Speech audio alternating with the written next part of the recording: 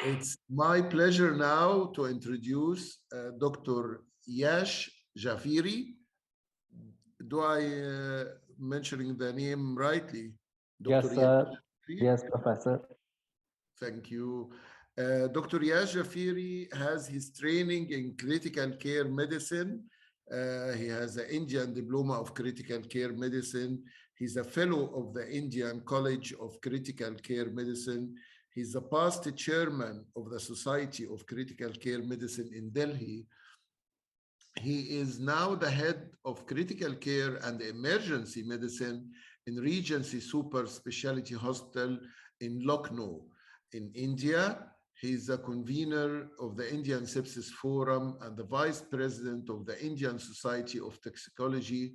He's a vice president of the Society of Neurocritical Care, and he's a COVID medical task force member, and he's an advisor for the healthcare sector skill council. He's going to talk about a very important subject, adding to today diversity in airway management. He's going to talk to us about airway in trauma and how is it different. This should be a very interesting talk, and the floor is all yours, and we are waiting for this excellent presentation. Thank you. Thank you, Professor Medahat Salahi. I'd like to thank Dr. Saad, also the Mecca Academy, for the kind invitation. My job is done easier by Professor Doyle and Dr. Mishra. Many core concepts have already been explained. I'll be talking about airway in trauma. What are the intricate differences from the routine airway in ICU? Disclosures, no conflict of interest. The learning objectives from my presentation will be to understand the peculiar issues in trauma airway, the non-airway issues in trauma airway, what are the challenges, how to safely intubate a trauma victim, a checklist approach, and what are the pitfalls which we commonly face during trauma airway management. For a trauma patient with an unprotected airway in the emergency, the end goal is a definitive airway, which is reached through various algorithms and methods depending on the experience of the provider. You have to remember, it is important to adequately assess patient prior to intervening, make a quick decision about need for a definitive airway, have all of the necessary equipment and medications at the bedside, and have a very specific plan. In the event, the airway becomes increasingly more difficult to achieve. So first pass for airway, it is easier. More you try, difficult it becomes most of the time. The plan is different for every provider, depends on their resources, their training and experience, which needs to be modified on a case-to-case basis, depending on the clinical context. However, it's a teamwork, and everyone in the airway team, especially for a difficult airway, should be aware of a common plan, what is happening next. And they should be able to assist in implementation for a high success with a definitive airway. Now, what are the common concerns of airway in trauma? We know loss of airway always kills. So airway always comes first. ABC, A is first. It's a time-bound intervention specifically for trauma. If we talk about stroke, we talk about MI, they give us time for airway intervention, but trauma does not give us time. Airway control is required not only for airway related or altered sensorium in trauma, but also for multi-system and critical trauma. Airway injuries like maxillofacial or laryngotracheal are challenging. Airway injury could be primary, as is seen in this picture, or it could be secondary. You are using a bougie. Earlier, you were using metallic stillets. Endotracheal tube can injure. There's a foreign body which can injure. So there are multiple reasons of secondary in airway injury, especially in trauma. You are using a measures forceps that can also injure. So you have to be very, very careful, especially if it is a difficult airway. Many a times, the emergency physician is able to intubate. At times, you are called as an expert. So you get a second-hand airway. So a second-hand airway is obviously a difficult airway, and multiple trials have been done. So bleeding, swelling, vomitus could be a bigger challenge in second-hand airway. A always comes with C in trauma. C stands for cervical spine. C also stands for circulation. Whenever you find anything wrong, you go back to A, B, C. If you found anything wrong in C, again you start with A. So airway is a big challenge in trauma and a big priority in trauma. We avoid nasal intubation, especially in maxillofacial or base of skull injury or with coagulopathy in trauma. There are many distractions in trauma. Injuries like this, open abdomen, mutilated limbs, this distract you, but you should be focused and your cognitive functions also matter while you are dealing with a difficult airway. Patient cooperation, at times patients are agitated, combative. So these are major issues in trauma.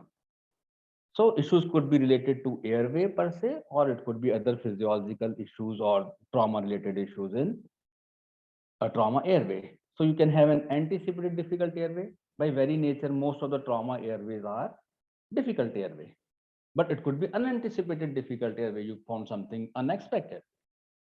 So what are the other concerns? Altered mental status, combative patient, it's difficult to assess the airway. Bleeding, vomitus, foreign body. It could be denture, it could be debris from trauma, it could be glass particles. These are challenges. Swelling, swelling in the airway, swelling around the airway. Both are challenges, it compromises the airway. Blood and difficult airway. This is a vicious cycle. It's a difficult airway. You do few trials, there are some oozing of blood, it becomes more difficult.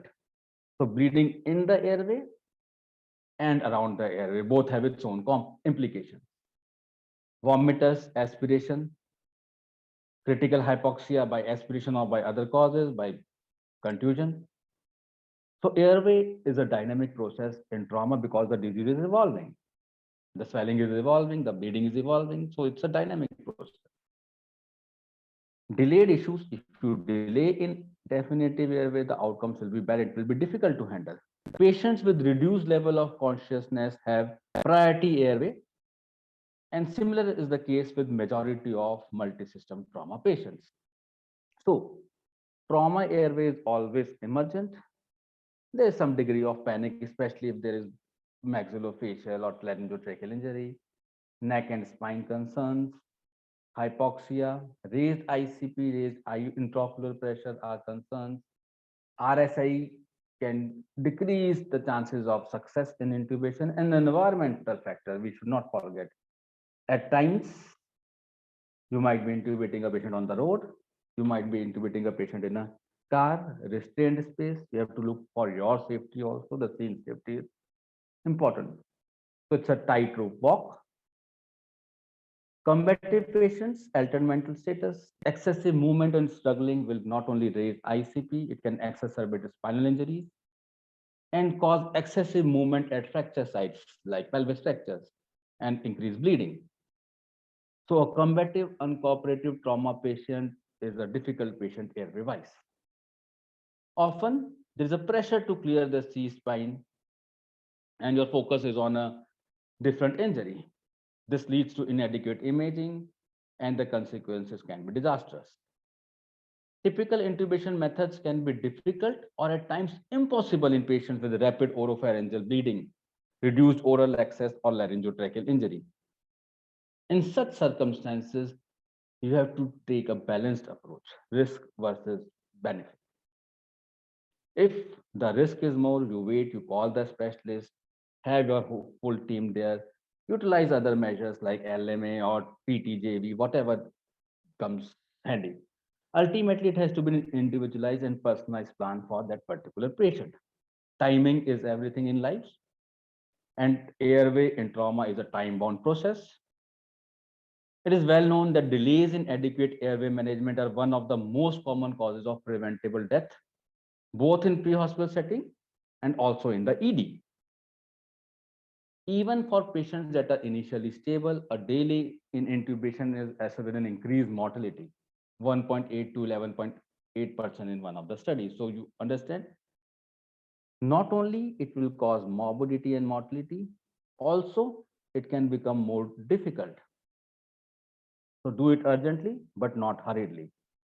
Trauma-based intubation has to be practiced, rehearsed, planned, have team, pre and post procedure checklist has to be followed. Most important, practice, do it in a time bound measure, and you should do a review of difficult airway practice. At times, you might not be able to do an intubation, then you have to look at the root cause analysis. What went wrong? Next is assessment. How do I adequately assess the airway for trauma? While many emergency intubations are routine, as many as 0.3 to 2.7% can result in failed airway in the setting of trauma. Difficult bag mask ventilation, these are the routine risk factors: facial hair, obesity, edentulous advanced aging, snoring, and oromaxillofacial trauma. Difficult direct laryngoscopy, obesity, short neck, small or large chin, buck teeth, high arch palate, and any deformity related to trauma, inflammation, tumor, or swelling. Obviously, assessment is advised, but many a times, critically ill trauma patients won't give you time for assessment. No specific recommendation which method is best. East guidelines level 2 recommendation to use a standard assessment tool, which is Lemon, and to use neuromuscular blocking agents with caution when significant difficulty is anticipated. We all are aware of Lemon. Look externally, evaluate 3-3-2, malampati, obesity or obstruction, and neck mobility. Obviously, neck mobility is an issue in the multi-system trauma patient and head injury patient. So what are the three main indications for emergency intubation? Failure to maintain or protect airway, failure of oxygenation or ventilation. These are obvious indications. Even a fresh resident in training will understand. However, this third indication is where we go wrong very often. Is there a need for intubation based on the anticipated clinical course? And we as consultant have our training and obligation to decide such patients where they need intubation depending on a bad clinical course which is expected. Which trauma patient should I intubate? Level 1 recommendation for airway obstruction, hypoventilation, persistent hypoxemia despite supplemental oxygen, cognitive impairment, GCS 8 less than 8 or 9, severe hemorrhagic shock, cardiac arrest. What is the pitfall here? Beware of multiple issues compromising airway. I'll give you an example. There is a patient with mild head injury, GCS is 12. Patient is coughing out blood, but as time passes out, his sensorium dips, he starts aspiration, his saturation level falls.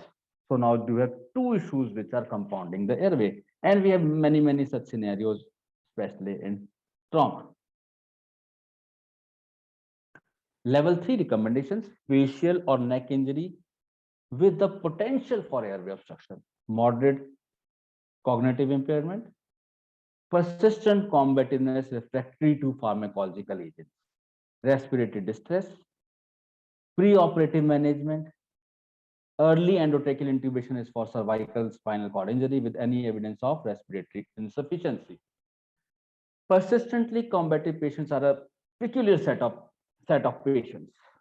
Rarely we intubate the persistently combative patient in order to complete a thorough trauma evaluation, including imaging. Endotracheal intubation in these patients will lead to a longer stay, increased incidence of pneumonia, and a poorer discharge status when compared with matched control. So you have to have a difficult choice, often a dilemma, whether to intubate such patients if required. Smoke inhalation, facial burns, oropharyngeal burns, moderate to severe airway injury seen on endoscopy. Now you have decided to intubate. You have to intubate from the orotracheal route unless there is a specific indication for a nasotracheal or an awake intubation through the nasotracheal route. Very, very rare in trauma or an emergency. The exceptional rule. Now I want to intubate. What next? First thing is plan. The first priority is to prepare the patient for intubation, pre-oxygenation, place them in appropriate position, protection of patient, placement of tube, post-intubation management has to be looked into. Patient positioning can be a challenge, especially injuries involving airway, injuries involving spine, impalement injuries. So often we have to intubate them sitting, lateral position, prone position, we have done it all. Which drugs do I use? RSI is a level 1 recommendation in the East guidelines, with the exception of the presence of potential markers of significant difficulty with intubation.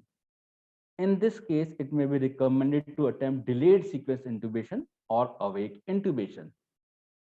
Objective of each drug in RSI is different. However, maintenance of hemodynamic stability, CNS perfusion, adequate oxygenation, no rise in ICP or IOP are important factors while we choose the right agent for intubation. Plan, pre-medicate, generous analgesia, induction, muscle relaxant. If we are intubating a patient who is unresponsive with hand injury, obviously the ICPs are high. So you have to have generous analgesia, right dose of induction agent, anxiolytic, muscle relaxant. Even the slightest rise in ICP can lead to herniation or raised intraocular pressure is another indication. Induction agents commonly used, intermediate, rapid onset, hemodynamic stability, and extensive experience. Ketamine, some controversy, but people have been using, especially patients who are in shock. Theoretical increase in ICP. Fentanyl is my personal favorite. Low dose of fentanyl we are using for most of the patients. When to use neuromuscular blockers, when not to use is a difficult choice. It is a very difficult airway. We avoid using it. These guidelines do not make any specific recommendation which neuromuscular blockade to use. However, succinylcholine, because the short-acting drug, is commonly used in absence of contraindications. High dose rocuronium, because it's again a fast-acting agent, is an acceptable alternative. The pitfall here, the blockade might last longer, up to 45 minutes. Dr. Mishra already pointed out about cricoid pressure. The pendulum has swung widely since the introduction in 1960s. Theorized worsening of laryngeal view upon application. So there is insufficient evidence. But if you are using it, you have to use it in the right way. A popular alternative to CP is burp, backward, upward, rightward pressure on the thyroid cartilage, not on the cricoid ring, to enhance the visualization of glottis, commonly used. Another modification is bimanual laryngoscopy. You can see with one hand, the intubationist is holding the laryngoscope, and with the other hand, he is adjusting the larynx. Then somebody else takes up. Direct laryngoscopy or video laryngoscopy. No specific choice, however, for spine injury and raised ICP, often video laryngoscopy is used, but the training curve has to be adequate, and do not start using a new technique for the first time in an emergency situation. Circulation issues, always have two good IV access, one for drugs, one for management of shock. Failure to optimize hemodynamics in trauma for RSI is a big pitfall and a big killer. Resuscitate before you intubate. After induction and paralysis, BP can again fall, so prepare yourself. Airway trauma. What is airway trauma? It is an injury that directly involves the airway in any location from the nasopharynx to the bronchioles. It may involve actual damage to the airway or injure bony or vascular structure that distort the airway anatomy. So it could be directly related to airway, or it could be swelling like a neck hematoma. It could be presented in a very, very ghastly and distracting injuries. But again, your cognitive function, the teamwork, the team dynamics for a difficult airway works wonder. This is a lower airway injury and stab injury. So airway injuries we commonly see, laryngotracheal injuries are also not rare. They should be suspected in patients with blunt or penetrating injury to the neck or chest, especially with external evidence of injury like hanging, strangulation. Features could be pain, ecchymosis, swelling, or soft tissue crepitations. Although CT scans can detect roughly 90% of injury, bronchoscopy is the gold standard for diagnosis. So call for help if there is a suspicion of laryngotracheal injury and best treated in an OR environment. Injury severity and treatment options can also be determined using bronchoscopy as well. Paramount in managing suspected partial tracheal transactions is to avoid converting the injury to a complete transaction. So the intubation has to be under vision, totally under vision, and you have to bypass the area which is injured. If there is a tracheal laceration, there is a gaping injury, you have to bypass that. Otherwise, there will be persistent leak. Positive pressure ventilation or an unguided placement of a large bore tracheal tube can complete a partial tracheal transaction. In these patients, successful tracheal intubation is best accomplished in the OR with a skilled fiber optic intubator. Tracheal repair can also be done simultaneously or as an elective procedure. Once you have intubated a patient, maintenance of airway is again important, especially if it has been a difficult airway. Bleeding and clotting is not uncommon. If your peak airway pressures are rising and suctioning is required very commonly, think about tube blockage. It's very common, especially after a traumatic intubation. Cuff pressure, you might have injured the cuff, very common. Difficult intubation, the cuff might be damaged by the teeth or by the stellate.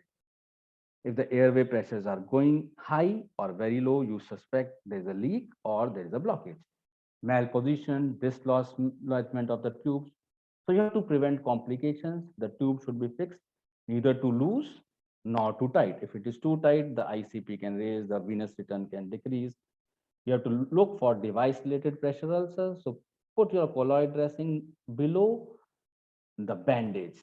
Always secure the endotracheal tube doubly, especially if the patient is being transported with the bandage and with the dynaplast or whatever adhesive you have been using. Check for fixation on every shift. Correct positioning is important.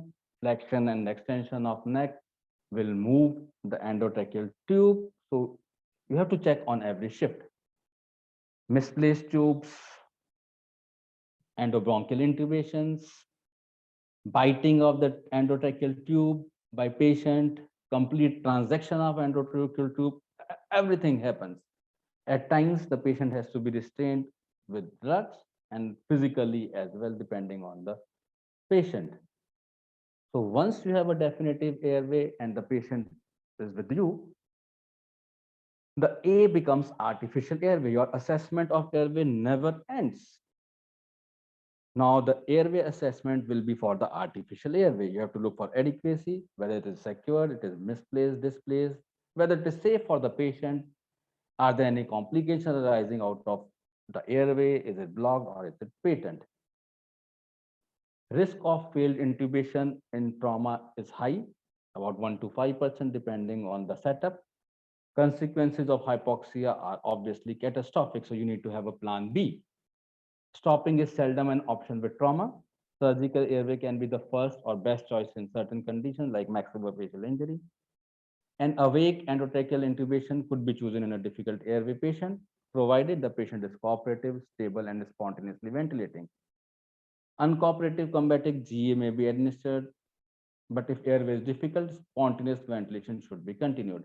So have your plans in place, plan A, plan B, plan C, and minimize your failure rate of definitive airway. Emergency intubation checklist, pre-procedure checklist, post-procedure checklist for the human resources, patient factors, drugs, equipment, and other resources, whatever have been required. Few dictums in airway always start with A, go back to A. A also stands for artificial airway in trauma. Consider all trauma airways as potentially difficult. So better to do as elective, otherwise it gets more difficult. Be prepared for the worst, call for help. Change hands. At times you will be exhausted, you will have muscle spasms after trial, so change hands. If in doubt to intubate or not, intubate. If in doubt to do tracheostomy or not after a few days, tracheostomize the patient. Planned is always better. Do what you are best trained to do. In an emergency situation, do not try new techniques. Difficult case, start afresh. Do something new. Do not just repeat the same things. Do something new. Think, where have you been going wrong? If you cannot ventilate, intubate. If you cannot intubate, ventilate. At times, you have to make a difficult choice to intubate or not. As a consultant or as a senior person who is looking after trauma cases, you have to know when not to mess. If patient is maintaining saturations, it could be a very, very devastating injury like a cherry bomb explosion we always show in ATL as my first picture. You have to wait. You have to have the right subset of people, have your full team there, have the OR and the senior most bronchoscopist ready for the intervention. The practice points from my talk are: trauma airway should always be a priority airway. Consider it difficult by virtue of being a emergency and trauma scenario. Optimize trauma conditions, do what you are best trained to do, have flexible, workable plans. Airway saves and airway kills. A always comes first. Use checklists, call for help, have airway codes in your emergencies. Last but not least, airway management in trauma victim is not just management of airway alone. You have to look at the patient in totality. Thank you. Thank you, sir.